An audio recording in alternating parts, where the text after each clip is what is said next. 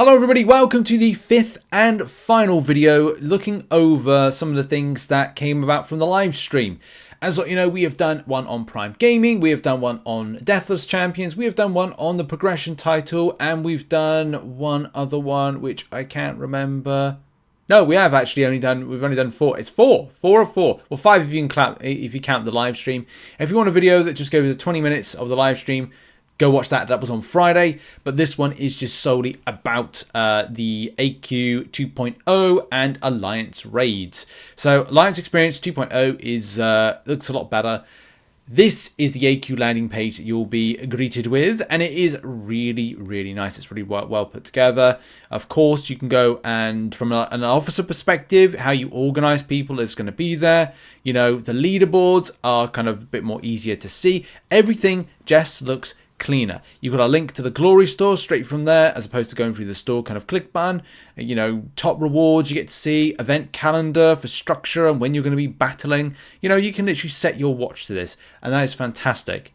I really hope that this is well received, because look, I love innovation, and there's some stuff with Alliance raids I'm a bit kind of, I find that a bit kind of, it's a bit overbearing, and even Kabam say that. But I would say that from a start point, the AQ side of things is cleaner. It's super clean with this one, which is fantastic. So, as I said, this is great for Alliance leaders, Alliance officers, just to get structured with stuff. So how you enlist, when you enlist, and stuff like that. Look, if you want to play Monday to Thursday, then have at it. You know, within that particular Monday to Friday. I mean, personally for me, I'm more of a Monday to Thursday type person. At least it then allows Friday, Saturday, Sunday to then kind of concentrate on other stuff. And I will be honest, like it really depends. I've seen some people are more active at weekends. Obviously, some people work in you know, retail and hospitality and have to work, you know, silly hours. So it doesn't necessarily always work out to be whatever you personally want. But here's the thing, like, imagine, I always treat like MCOC like a working week. I feel like, you know, Monday to Friday is kind of very much kind of Alliance orientated, but you know, nowadays it's like, you know, there's, you know, we're in off season at the moment, kind of battling.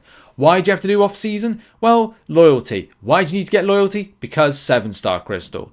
Unfortunately, nowadays you've got to do so much more in MCOC than you've, and Kabam have been very clever to kind of rope more people in to kind of like farm more in game, especially if you want to keep Rad at the very top or close to the top, or even like at, I don't know, 20% within the player base. It's kind of nuts. Any case, I love the calendar setup. As I said, I think it's fantastic, and yeah, there's a lot of things to be incredibly positive about, and this is where Alliance raids comes into it and becomes much more of a interest, because this is something I've wanted to see for a long time. I do want more emphasis on Alliance-based camaraderie when you get the chance to do things like the Banquet Event, or, you know, AQ's good, but AQ's come to a point where it's just a bit kind of stagnant and boring. And there's no disrespect to Kabam there, but I'm just saying it's become stagnant and boring. This is why you need Alliance raids to come in, and I think this is what we needed from the player base, not player base, for the player base. Spice it up, you know, just kind of like shake up the je ne sais quoi of things. Shake up the status quo. You know, we've got to be rocking all over the world. Only British people will get that reference. But look, this is Alliance raids. Alliance raids does require a lot more kind of camaraderie to it. I'm sure that we'll do some breakdowns of this one, and even though that you know, Karate Mike does a fantastic job with this particular video, it is very much kind of like, it's not for dummies, and I personally would like something that's more kind of like a for dummies type thing. I think as well, like an experimentation, maybe like we get this for a length of time, like the I don't know, we get to play it and just experience it, because you have to be these different types of you know, attacking element to it, like damage dealer, the tank, support specialist. I mean, it's not like World of Warcraft where it's just like, oh, you healing, are you tank? Like, it's not exactly like that. It is and it isn't. It's an interesting dynamics with it, but it is a case of camaraderie is going to play a huge element to all of this. So look, you've got to work together. You've got to communicate, It does say Alliance tokens, so I don't know if the Alliance tickets, sorry, I don't know if the Alliance tickets are going to play like such a huge element to this. Like, there's no ticket cost for maps, but there will be in the future when it comes to Alliance raids. Is that going to be the case? You just don't know. You set yourself up with boosts, and then you go to fight. Whether or not you are the one kind of like element with it. Oh, you know, you're three. You, Fred and Bob are the tacticians. I don't know if it's the case you can have one tactician champion, one of the other types, and therefore you're doing X so that Y can do their bit, or they're using their Y champion, so you can use your X champion so that the other person of the three can use their Z champion. There's a lot of things to kind of like just kind of clear up with this, and especially if the health pools are 2.5 mil, then it can be a little bit of a, you know, long-winded battle. There are as well special revives that will come with this particular event. They are limited, which look, I would say people are going to make mistakes early on. And that's fine. I think it's always good to go into something and make mistakes to find out what is right, what is wrong, what is cheesable, what is good communication, what is bad communication. And it's something that Alliance people have patience with your Alliance mates and learn, listen, and chat. And kind of go, okay, well, what worked, what didn't? Oh, I think we could do this.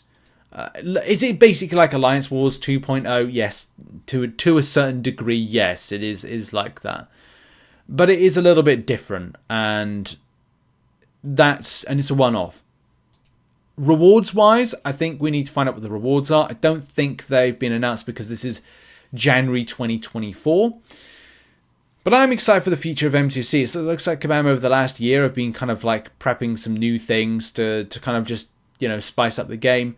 Which is good because you always worry, like, is this year going to be the last year? Is next year going to be the last year of MCOC?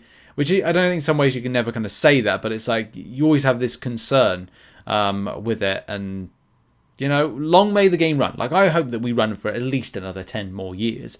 Just, you know, for a community standpoint. I hope that we bring more people in. But I hope that Kabam, at some point, maybe next year, go back to the early player experience. Just trying to, like, you know, get new players up to speed with trying to, you know, get interested with the game. And think about promotion and, yeah, bringing new players in. Which, look, I think at the end of the day, would a New York Comic Con be a good kind of opportunity for that? Maybe. Would it be good for them to do some sponsored content with some big names they've not kind of done anything before? Maybe. But is the budget very razor thin and Kabam aren't doing that? Quite possibly. But as I said, to kind of like go back on topic, I am glad that Kabam are doing you know, stuff like this. The intricacies when it comes to alliance-based participation and coordination is going to be very, very cool. And their fundamentals, I think, we'll go over more at a later date because it's very, very extensive. So I just spent a bit of time just to like rewatch and it's like a constant rewatch, I think, if they're just going to get some ideas.